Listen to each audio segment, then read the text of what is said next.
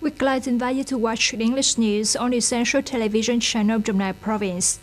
October 16th, during his working trip to Quảng Trị Province, Treasury Secretary and President Tô Lâm visited and worked at Cồn Cỏ Island District. Treasury Secretary and President Tô Lâm expressed his emotion at the warm feelings and thoughtful reception of the officials, party committee, government, soldiers, and people of Cồn Cỏ Island District for the delegation. Inquiring about the lives of cadres, people and soldiers on the island district, the Treasury Secretary and President Breast highly appreciated and respected the contributions of generations of cadres, soldiers and people on the island in the process of building and defending the fatherland.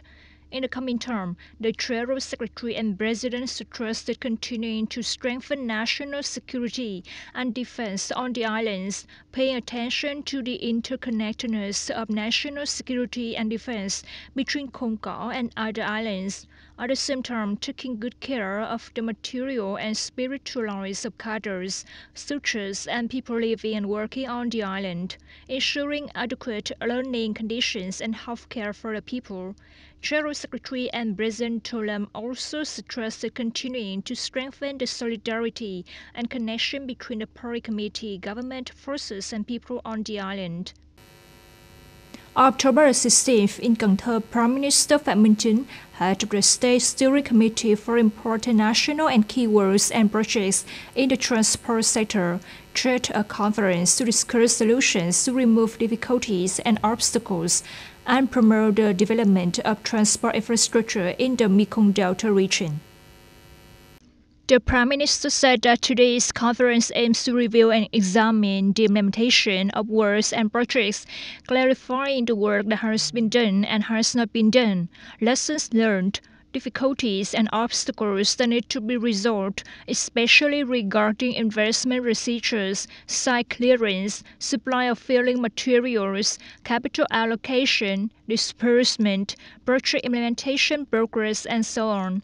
With the spirit of resolving difficulties and obstacles, determining whose responsibility, which agency or unit must resolve them, with the motto, clear people, clear work, clear responsibilities, clear time, clear products.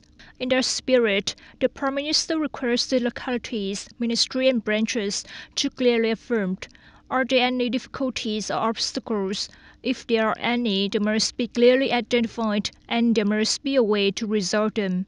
In which it is required, the Ministry of Transport reports on the implementation of projects. The Ministry of Natural Resources and Environment reports clearly on the situation of construction materials, whether they are sufficient or lacking, what are the causes, and what solutions are needed.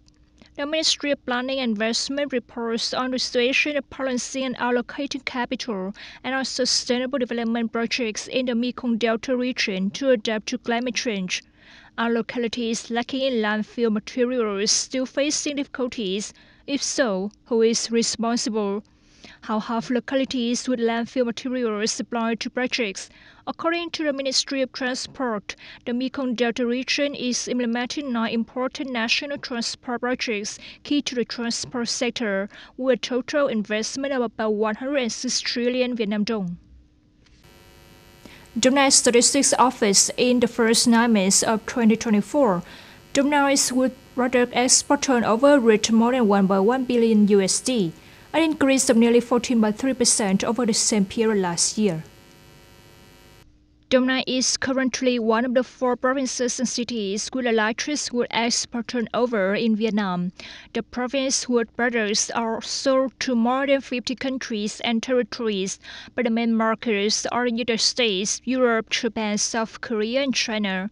Some large wood manufacturing enterprises said that the wood export market is still recovering quite well. However, exporting wood products to the European market is currently facing many difficulties due to having to ensure the requirements of legal wood origin according to the Forest Law Enforcement, Governance and Trade (FLEGT) program.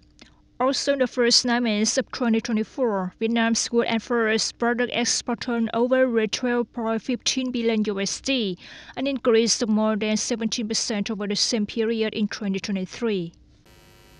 The 23rd meeting of the Council of Heads of State of the Shanghai Cooperation Organization (SCO) concluded in Islamabad, Pakistan, on October 16th. The joint statement reaffirmed the commitment to resolving disputes through dialogue and consultation. The SCO member states consider that unilateral sanctions are inconsistent with international law and have a negative impact on countries and global economic relations. The joint statement opposes protectionist actions, unilateral sanctions, and trade restrictions, as they undermine the multilateral trading system and hinder sustainable global development. The SCO joint statement commits to resolving differences and disputes peacefully. The statement also calls for further development of cooperation in various areas such as energy, in particular the plan to stimulate investment in renewable energy. The joint statement emphasizes the principles to respect for the sovereignty, independence, and territorial integrity of states. This statement also expresses concern over the growing number of various challenges that have led to reduced investment flows, disruptions in supply chains, and instability in global financial markets. The next SCO meeting will be held in Russia in 2025. Secretary of the North Atlantic Treaty Organization (NATO), Mr. Mark Rutte, said on October 16 that NATO is ready to repel any hypothetical attack, including an attack by Russia.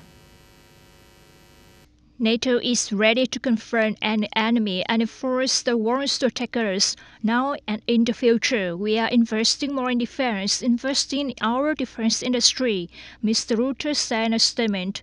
The statement came shortly after senior German intelligence officials warned that Moscow could attack NATO by 2030. The Kremlin has repeatedly denied any plans to attack NATO members. Russian President Vladimir Putin said that exaggerated rhetoric about the alleged Russian threat was being used by Western governments to distract people from their domestic problems. You've just watched the English news on the Essential Television channel of Dong Nai Province. Thank you for joining us, and goodbye.